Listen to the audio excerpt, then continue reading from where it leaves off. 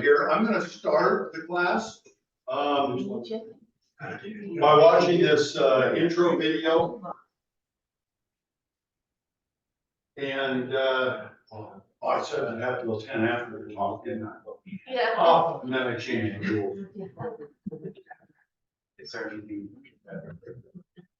Well, you can talk. So I think I have a whole list of questions. I think these were on the website associated with these 8 habits of evangelism. And the first question I'm going to tell you, I'm going to ask right now, and we'll see if we can answer this after the video, which I know we can't, is why 8? Why 8? So we'll start with that. There's 8 things to go through. Obviously, we are not going to get through all 8. There's not enough time for it. I have some selections that I'd like to guide us through about evangelism. But let's watch the introductory video and then we'll pose some questions about that.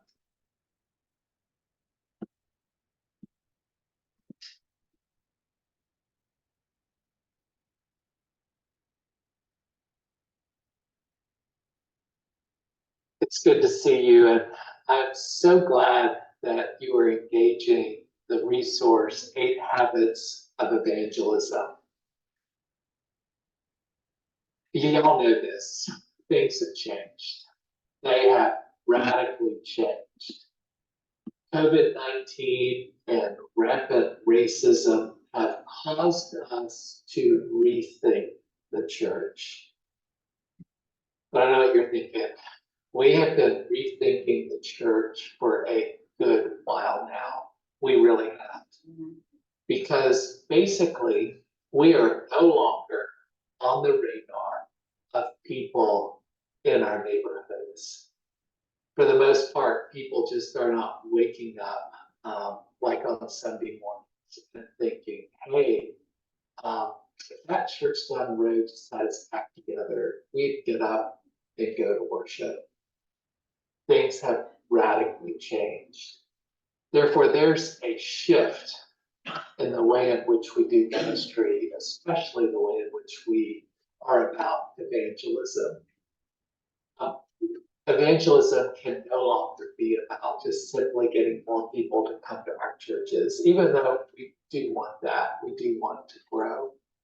And evangelism can no longer just simply be about going to heaven when we die. And oh my goodness, eternal life is such a gift and we are so grateful, but it cannot be just about that. So what is evangelism? Well, evangelism is simply sharing and bearing witness to the good news of the gospel. And the good news of the gospel is all about God's loving purpose. That we would love God, that we would love one another, and that we would care for this good earth. And this good news of the gospel is actually revealed in Jesus Christ, in his life, death, and resurrection. I love the way the prophet Isaiah puts good news. He writes, beautiful are the feet of those who bring good news, who proclaim peace, who bring good tidings, who proclaim salvation. So what is this good news? This good tidings, this peace, this shalom was actually the wholeness of God. It's the notion that all is well. It's the righteousness of God. It's the justice of God. It's that God is righting ancient wrongs.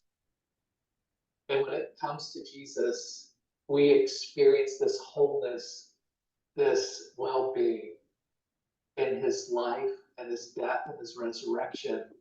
And the cool thing about Jesus is that everyone was accepted. He turned away. And when people encountered Jesus, they experienced healing, and they were always on a path of wholeness and well-being. My mentor in seminary, remained a friend beyond seminary. And when I was first discerning the call whether to work for the denomination or not, and to work for the denomination Office of Evangelism, I contacted Ben Johnson and said, "What do you think?" And I'll never forget his words. He said, "Ray, I could see you doing this." He said, "But I've been doing evangelism for the denomination for a good long while now. And I've learned something. You cannot train people to share something that is not within them. You cannot train people to share good news that is not already within them."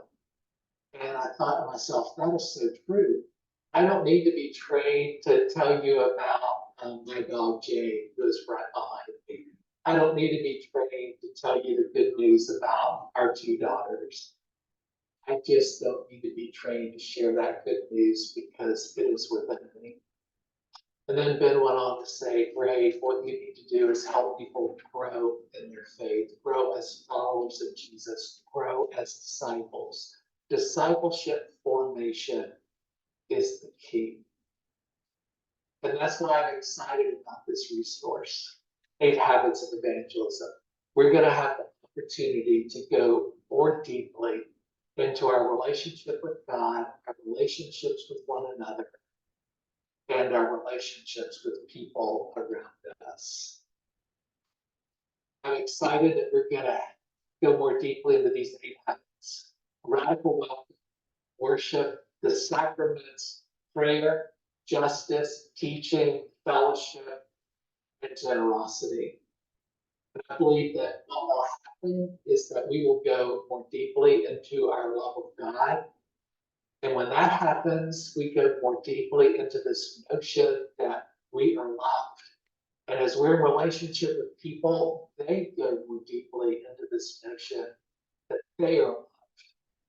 And then we go more deeply into this notion that we matter, our lives matter, and in relationship with others, they then have the opportunity to go more deeply into the notion that their lives matter. And then we have the opportunity to go more deeply into this strong notion that we belong.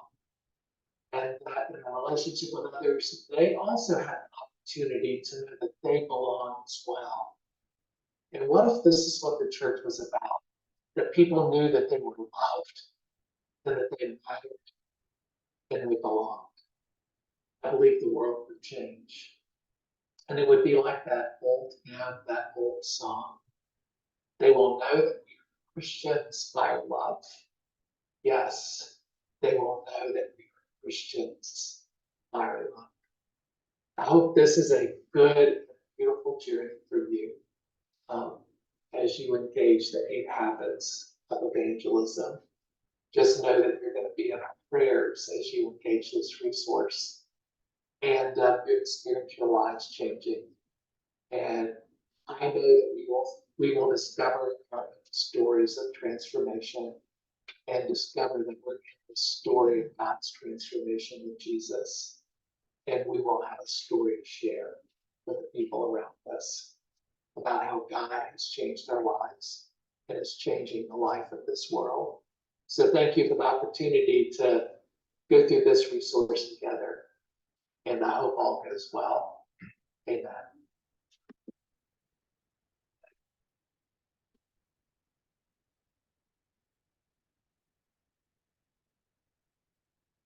Okay, before we get some answers to the question of why 8, that was a question that Dory posed, by the way, right up front, is why 8. That's where I got it from. Just some background about this site, 8habits.org. It's an easy one to remember if you want to go to it. There are a lot of videos on there. They're all about 20 minutes or more. That's why I didn't show those. And the other reason I did not show them is it becomes obvious that they were recorded during COVID, and that's a period of life I'm trying to sort of set my plan. They're all on Zoom and so forth, but they do represent the fact that, you know, things have changed since COVID. That's for sure. This is also obvious that this is from PCUSA and the Presbyterian Mission Association, and part of the Matthew 25 initiative, which our church has agreed to join with. And so these are all very much interrelated and I think relevant to what we're doing right now, especially on our series on evangelism.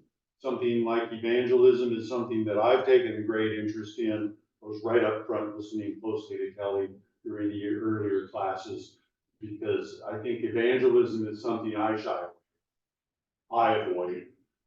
All my friends hear the word and go, ah! You know, and it's just, you know, become a word that I don't want to use anymore. But it's nice to see these 8 habits that I can relate to. And all of these 8 habits that are listed are things that I think we do and we can relate to. So let me ask that, see who can answer, why 8? It's fewer than 9. It's fewer than 9. 7 is a number that is sort of biblical to me.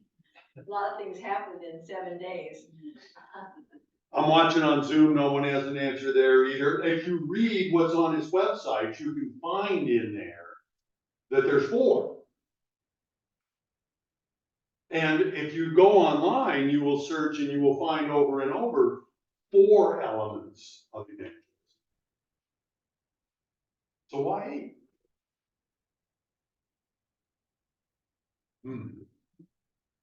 Okay, we don't know. Maybe to take something that's difficult and make it even more difficult. It's difficult, making it more difficult. Well, that could be true, then why not 99? Too bulky.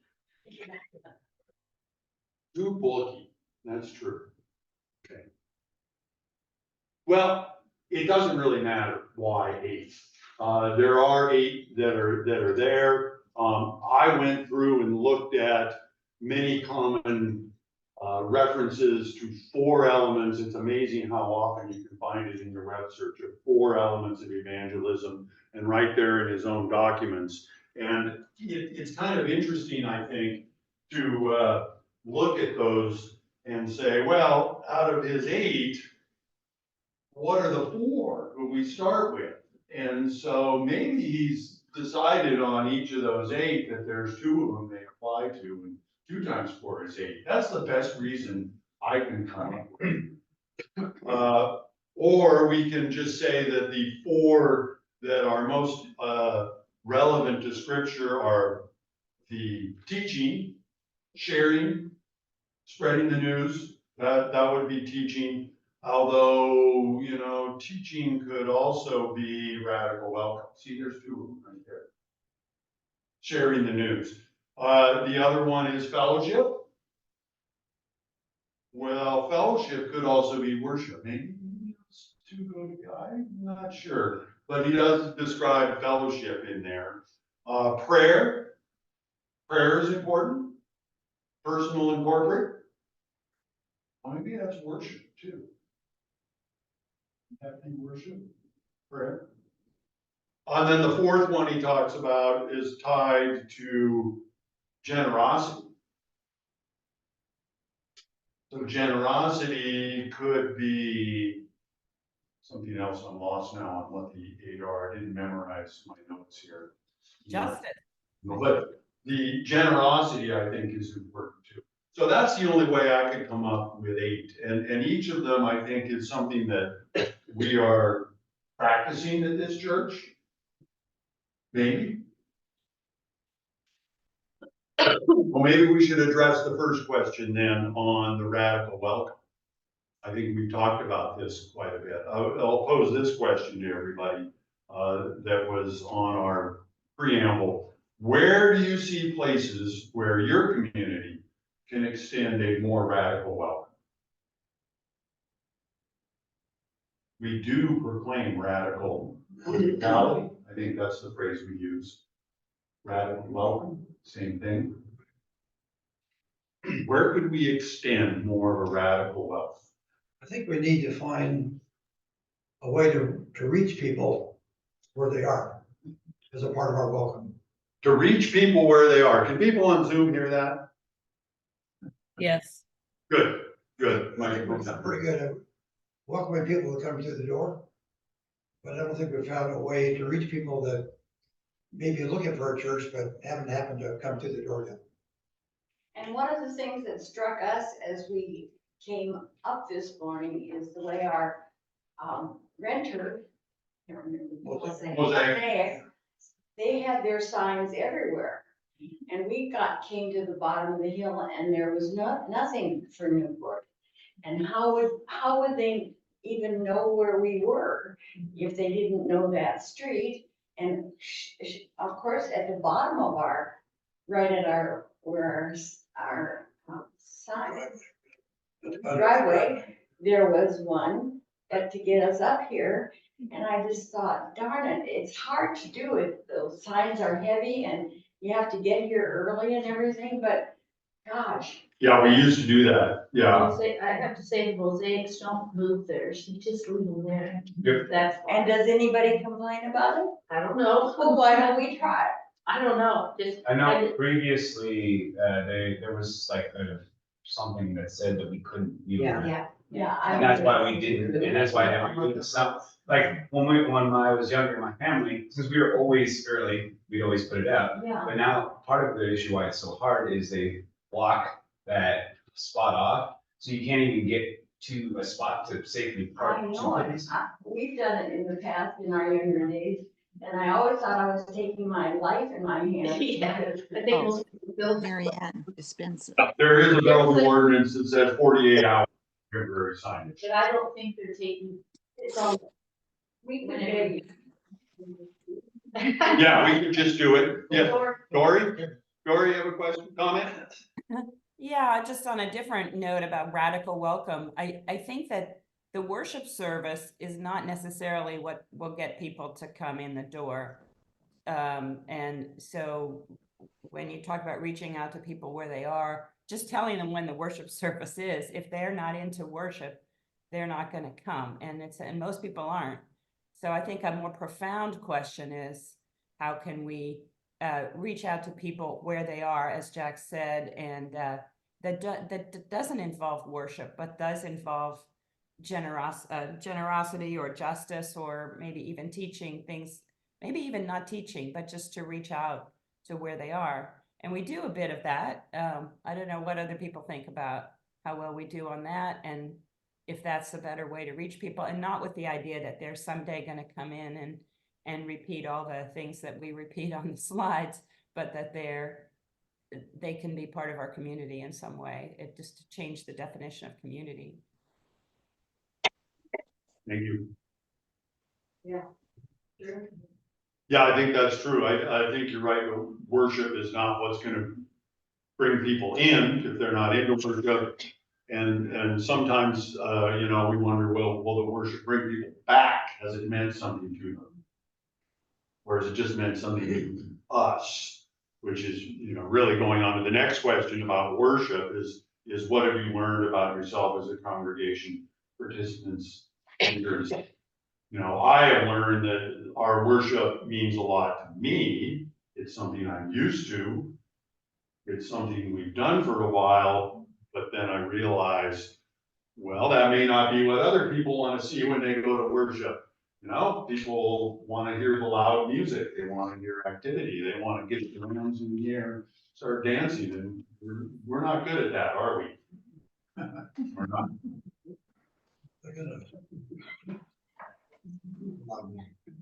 And that's why on this site, it does say, as participants and as leaders after the COVID pandemic. I think they put this up, right when the pandemic was ending and we were coming back into worship. If you remember, took us about a year to get things going. We started and then canceled again, didn't we?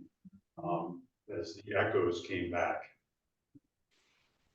On the same note, I think that after COVID, people got, especially the younger generations, they've gotten very used to doing things exactly when they want to do it, not when somebody else wants them to do it. So Sunday morning at 10 o'clock, they might want to do it at 10:35 or 12 o'clock midnight, or, which loses the community of it fast.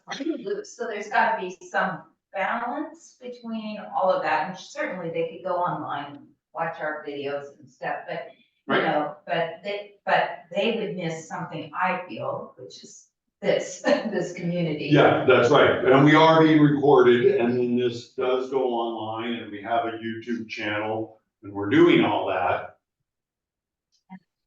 How can we It's make, good. yeah, how can we make Zoom and in-person worship more integrated? To me, that's a challenge. It's kind of a them and us sort of Yeah. thing. And our son's church, I think we mentioned before, Wedgewood Press actually has a Zoom screen up in front of their worship service. So that there's a visual presence of people that are on Zoom. Yeah, the visual presence, and we have that for a moment in there, but it's very much a one-way, isn't it? The people on Zoom are watching the service. Yeah. We don't have the interaction there. I don't know if they managed to do that at Wedgewood. I doubt it, but I know Yeah, it's hard to do.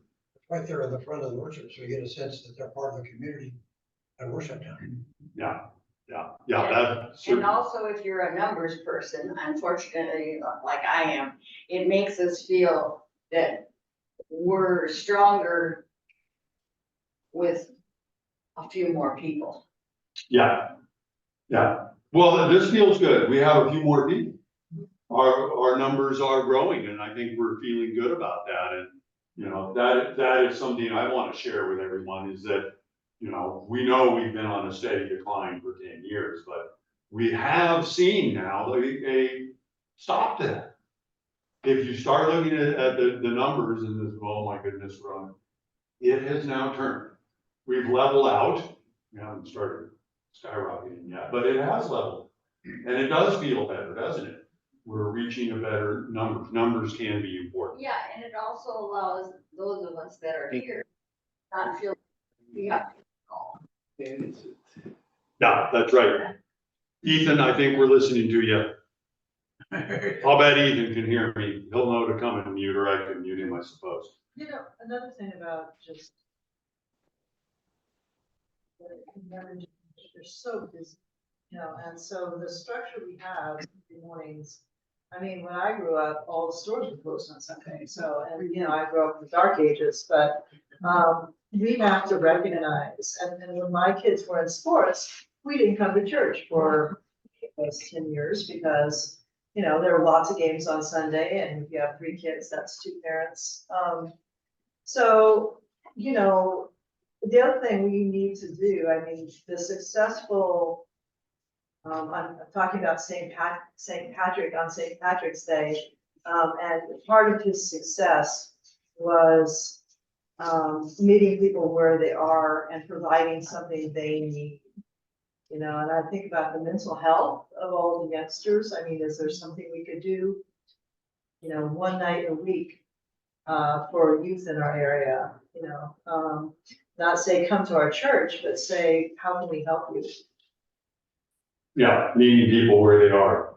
And these are some new things that we need to start doing. And so, I would encourage everybody as they see us losing some of the things we've done for decades to realize that that's what we have to do. In order to pick up these new things, we're just gonna have to let some of the things that we've done for 40 years fade away. It's just You have to reality. change somehow. Yes, it has to happen. You can't stay the same.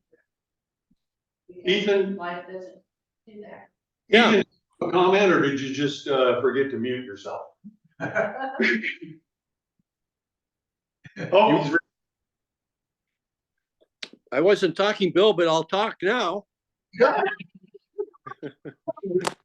Hey, meeting people where they are, our neighbors right here. I know that the Thriving Community tried last year inviting people that are neighbors to come to an event there during summer warm conditions. And, what I heard is, they don't have a homeowners association and they want to have, an opportunity to gather as a community. And I really think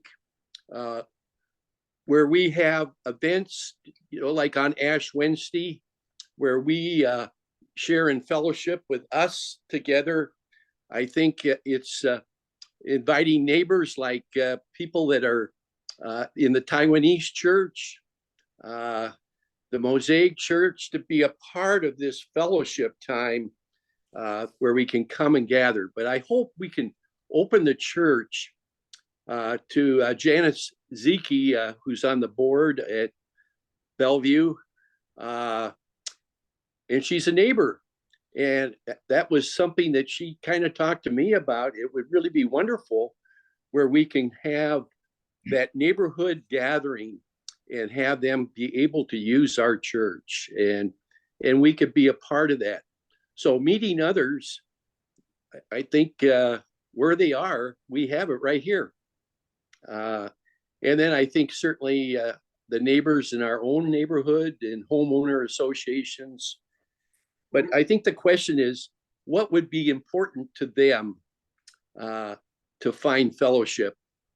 And that could be a work associate, or so there's lots of good possibilities, but I think we've got to be open to say, let's make a commitment and we can be part of that journey if it's with a homeowner association or, and I think the parking outreach that Jack and others there have been so involved intentionally, I think that it's going to require us being more intentional where we see it. Yeah, thank you, Ethan. What is our program for calling on people who do come as guests? I know we turn in sheets every Sunday. Does somebody follow up and Yes, they make a call on them? Kelly does. Kelly's been doing that Okay. very, very well. You know, that's one of the great strengths of her is she's a people person for sure. Yeah, and that's why we have those sign-in sheets and we're trying to identify people. I know we've had some guests on Zoom that we may have missed. That's a weakness, but we're starting to identify that wall. It is important, that's right. This is on another subject, but did I read this correctly in the paper this week that Washington is the most unchurched state in the It has been country? for a long time. So we're not alone in this challenge. So the comment was Washington is the most unchurched state. I think that's. Yes, Yeah, it's true. So Interesting. somehow or other that brought me a little solace. Yeah, we're in good company. Kim, did you raise your hand? I did. I wanted to just kind of build on what Ethan said. I think we may need to try to figure out what it is that that our neighbors want or need. I was noticing yesterday, I was driving and noticed a church down the street from me. They were offering a free lunch in the afternoon. And I think that is understanding something about the community here, that there are a lot of lower income people and homeless people in Kent, and people who are, struggling to kind of make ends meet still. And I think, that church was recognizing a community need. And I don't know if maybe Factoria or something, there's more need than just like right in the neighborhood where the church is. But I don't know what other kinds of things, what do our neighbors there near the church need, or if we wanted to expand beyond that. And I think we're meeting a somewhat of a broader need with the safe parking, but I don't know what else and how we can kind of find out. How can we be meeting needs of people in our neighborhood? Personally, I don't know what they are. I don't know what people need. Right. Yeah. And I think we're afraid to ask. I mean, that's the most direct way, is to ask people. And I don't know how many kids are in the youth group anymore, but there's a whole, I said this more than once, but there's a whole passel of kids that get off the school bus at one time. And if we could, find a way for some of our youth to talk to their youth, just to introduce themselves. And there's kids a lot of times playing basketball. I mean, it's just entering into conversation and just listening to them and getting to know who they are. I mean, I think getting authentic needs and requires some courage and communication. And I think that's hard for us. But I think that's really the best way to find out what people need, is get to know them, and it happens, but it's a slow and not in our control type of process. And I just don't think many of us, including me, are necessarily comfortable with doing that. But I think that's how you need to build relationships, and from the relationships comes knowledge. Yeah, building those relationships have been tough.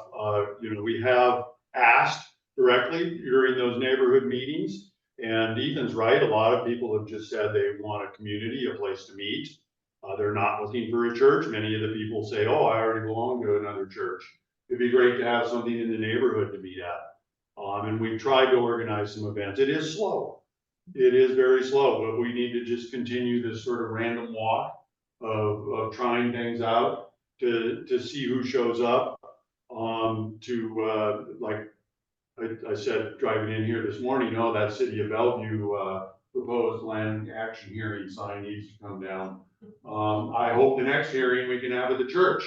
We missed an opportunity there, to have things like that at the church. They should be right here.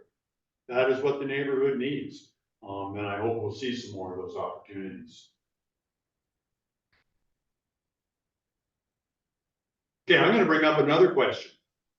I'm gonna go to the bottom of the list. I wanna make sure I have time for the generosity. I think we're also generous, but I'm gonna read the question that we have on the website at the bottom here. Can you see a pattern of the paradox of generosity in your own life? The paradox of generosity. When I first read that, I guess I have a different definition of paradox. What is the paradox of generosity? Can you contrast? I'm using paradox. That's right. Paradox. 2 MDs. Yeah. No, it's What does he say it is? What does he say it is in the videos? well, what he says, if you go through the video, is that when you're giving, you're not doing it for the person you're giving to. The paradox is you will feel better yourself. You're not doing it for someone else to help them out, to make them feel good. And I really think that that's true. I'm thinking this afternoon, we're starting our off our one prisoner, one parish program. And I was thinking of that. Are we really doing this to help a prisoner coming out? Yes, we are. We want to help them. Are we gonna make them feel better? Maybe not. That's really tough. We're doing this because I think the group of people who have volunteered to look into this can make them feel better. I will feel better if I know I'm doing something to help people that are coming out of prison. It's something I don't know much about. So that's the paradox, is I've agreed to do it for myself to feel better. I think you go down a dangerous path of cynicism with that. Why does it have to be either or? Why can't it be both? Yeah, it's gotta be a two-way street. That's right, it does need to be. And so the question of it is, can you see it in your own life? And I was just sharing it right there, is I could see it today in my life of why am I doing this? Because I've talked to people about it, actually. And some of the first feedback I got is, well, why are you doing that? The state has this program, the state has this program. This is a dead end. Why are you doing this? And I'm like, well, I'm gonna make myself feel better about it, because maybe it will, maybe it won't help. It's just an extra. It's an extra. He's talking about our son saying that he's a social worker. He doesn't understand why the program exists, because he knows there's other programs out there, but it's an extra. It's an extra to make them feel like they're radical hospitality and welcome, that make them feel like they are a person who deserves them. Well, it's definitely a roadblock environment as you come out. Yeah. We can suspect everywhere one turns, financially and credentially, everything is a challenge. It's a challenge. Having someone alongside makes a big difference. What about other patterns in life where people can see something other than that program? Paradox of generosity. Bill, I volunteer in the garden here. The garden. And I do it in part because it's an excuse to be outdoors. And I could go work in my own garden at my own house, which really needs it desperately. But I also know that I'm doing something that will make people happy and healthy. And so it's sort of that, so I'm doing it for myself too. I mean, it is one of the paradox, you know, I'm doing it for myself as well as doing it for other people. And also I think we have this beautiful property and we need to make the best use of it as we can, but you know, it's both, it's both. Yeah, I feel like it's a two-way street. Yeah. Right? And it teaches you we're gonna learn something about helping someone that's been in prison. I don't know anything about it, you're gonna learn more than you're going to be helping them probably. You know, because it changes your mind. You know, you see a person, you're gonna see a real person who's struggling. Yeah. Other examples. Bill, one thing, the thing that came to my mind was just simply giving to charities and but not necessarily knowing who's going to get the benefits of that. And I think there's still a benefit to just the giving, even if I don't go personally and meet some of the people, there's still a need for money for some of these programs. Maybe I'm just justifying it in my head, but it seems like there's still a need to simply give money to some organizations as individuals or as a church. Yeah, because then they can help more people. Yeah, they can grow. They can grow, they have more resources to help more people. That's why it's good to do that too. Lynn had her hand up. Well, I'm thinking that if it's true that we live not just for ourselves, but for the whole human race, and if we can help set that tiniest notch higher on its upward course, that's enough. Well, I can't really do much on my own to help the human race move on its upward course. But with the church community, we together can do more. I can contribute a little money and maybe sometimes a little time and energy. And I can do something that will make a difference to the whole human race. Can't do it alone, but church community is one that can really help. Government can do some too, but there are problems with that. Oh, so to bring this back, you know, I think this is important to me as a part of 8 Habits of Evangelism, because this discussion, we didn't talk about evangelism, did we? We didn't talk about trying to evangelize to this prisoner coming out of church. We're not necessarily trying to convert people, are we? Not proselytizing, but No. help. Right. Just help. But wow, we can call this evangelism. It's right there in the list of the 8, so we can call it that, and to make us feel better.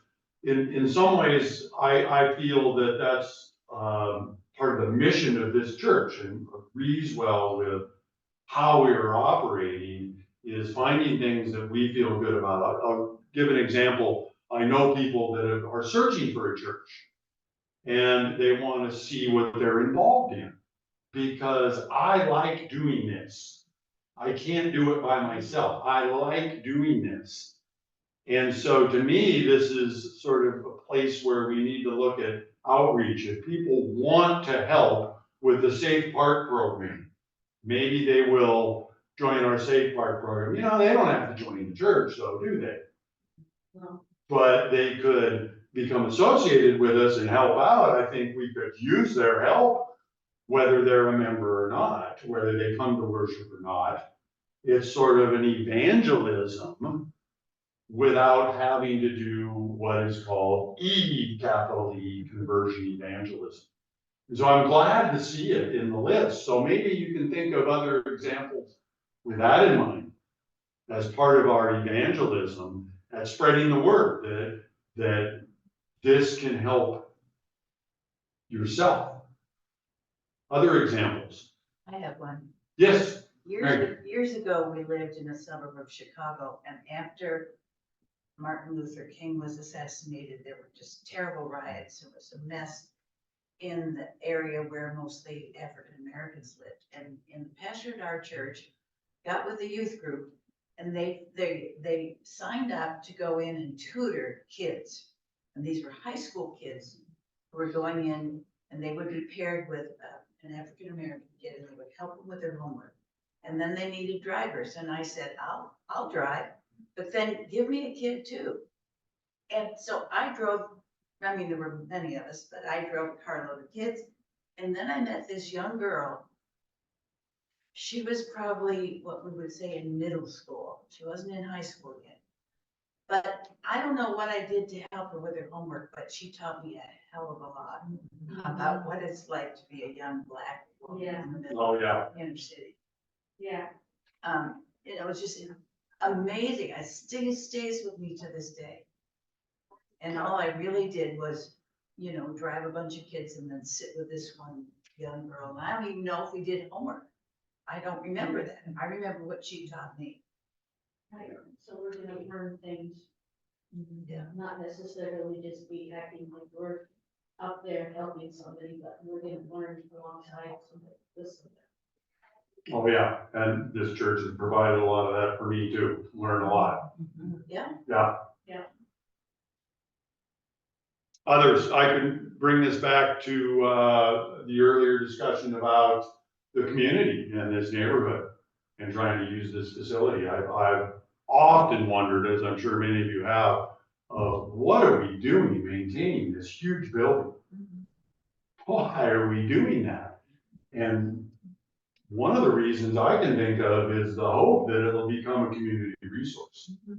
You know, we need to keep this. We really do, because if we let it go, who knows what's gonna happen? We need to keep this going. Yes, Lynn? Well, I'm just thinking, we really do need to somehow connect with the people here. We need to have another block party, and we need to impress upon them that they really need to have a homeowners association, and they need to have a place to meet. And the idea of a third place in any community is important. Newport can be the third place where all these people live up here for whatever they want to use this property for. Agree that the use will be.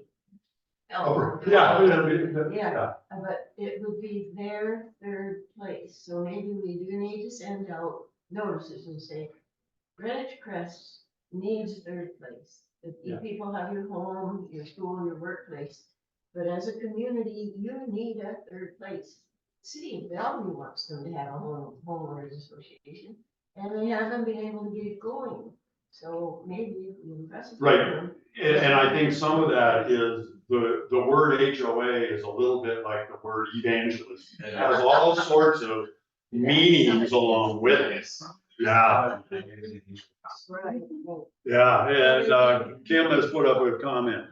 Well, I think a neighborhood association isn't associated with fees and regulations. What we want to offer the community is a place to gather as a community, and that's what they have asked for. To tell them what they need is not a way to build a good relationship, I don't think. But you know, one idea that John has had for a long time, and is something that's pretty pertinent to this particular Greenwich Crest neighborhood, is there is only one road in and out. And if there were ever any sort of disaster, their goose is pretty cooked. And so we did have the city come out and do a program on recycling, and a few of the neighbors came, but we never capture their names and contact information, which we need, that's what we need to do. But we could offer the church as a place for the neighborhood to, participate in these city classes and how to prepare themselves as a neighborhood in case there would be an earthquake or some sort of major disaster where emergency services might not be able to get to them quickly. So that's just providing a place and encouraging the neighbors to meet together and work together. So that's pretty simple. Yeah, it does sound simple. Yeah.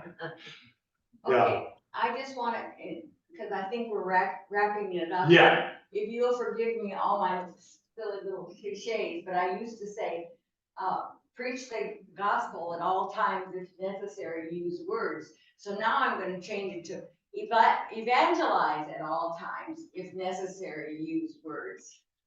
Yes, evangelize at all time. And you can use different words is what I'm discovering from this series.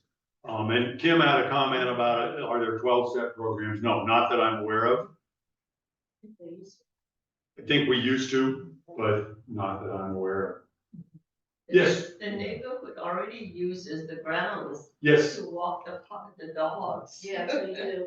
And I saw a young woman this morning as we came in at 8:30, or what time did we gather? 9 o'clock. And she was jogging, and you could just tell she was enjoying the. They love cutting the grass on. Yeah. That's why we work in a garden. Yeah, it's a beautiful, beautiful piece of ground we all. Yep. I talked to one of the neighbors who said that this is the P loop. And it's not because they're dogs, it's because they come up the street and they do a loop around that, and then they go back down the street and makes a big P. Okay, that's it for my puns. There goes the coffee. I think we're done for today. I want to thank everyone. And next week, Dory will be our leader to continue the series. Correct, Dory? We'll be back. That's right. I'll be back in person, and I'll be interviewing 2 Newport members about their understanding of evangelism, and hoping to get other people to add their 2 cents to their views of it, but hoping that it spurs some discussion. So, thanks, Bill. Thank you.